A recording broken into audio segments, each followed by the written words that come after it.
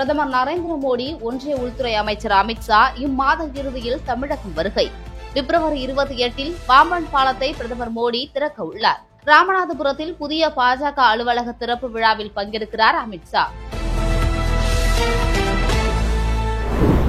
நாட்டின் சர்க்கரை உற்பத்தி 2024 முதல் 25 பருவத்தில் தொடர்ந்து 13.62% சரிவு.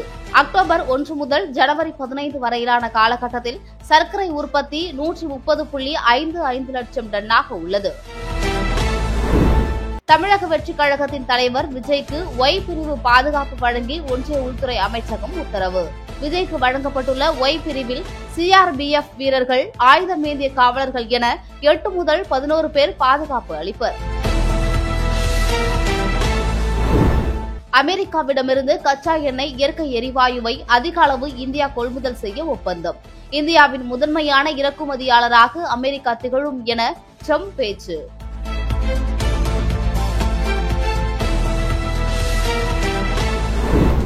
அமெரிக்காவின் F-35 ஸ்டெல்த் ரக போர் விமானங்கள் இந்தியாவுக்கு விற்பனை. இந்தியாவுக்கு ராணுவ தளவாட கொள்முதல் அதிகரிக்கப்படும் என்றும் அதிபர் ட்ரம்ப் தெரிவிப்பு.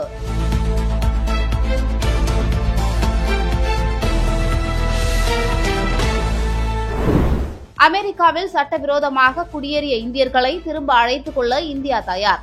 அமெரிக்கா மட்டுமல்ல, எந்த நாட்டிலும் சட்டவிரோத குடியேற்றம் ஏற்றுக்கொள்ள முடியாத ஒன்று என பிரதமர் மோடி பேச்சு.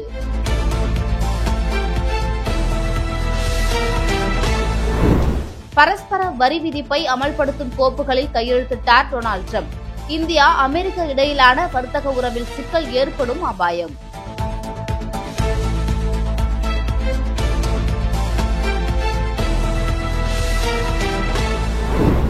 அமெரிக்கா மீது மற்ற நாடுகளை விட இந்தியாவே அதிக வரி விதிப்பதாக ட்ரம்ப் குற்றச்சாட்டு. அமெரிக்கா மீது விதிக்கப்படும் அதே அளவு வரியை இந்தியா மீதும் விதிப்போம் என அறிவிப்பு.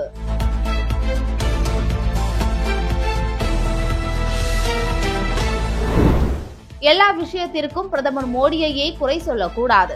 மாநிலங்களவையில் திமுக எம்பியை பார்த்து நிதியமைச்சர் நிர்மலா சீதாராமன் ஆவேசம்.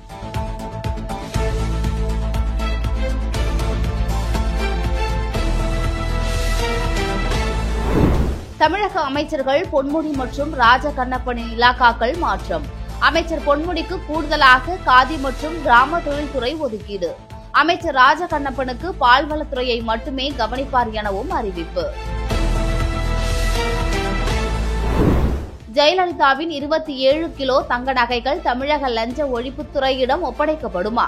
நீதிமன்றம் ஒப்படைக்க உத்தரவிட்ட நிலையில் எதிர்ப்பு தெரிவித்து தீபா தரப்பு உச்சநீதிமன்றத்தில் மனு தாக்கல்.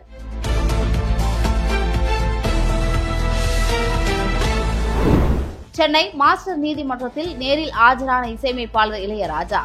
முழு ஈடுபாடும் இசையில் உள்ளதால் சொத்துக்கள் பற்றி முழுமையாக தெரியாது என சாட்சியம்.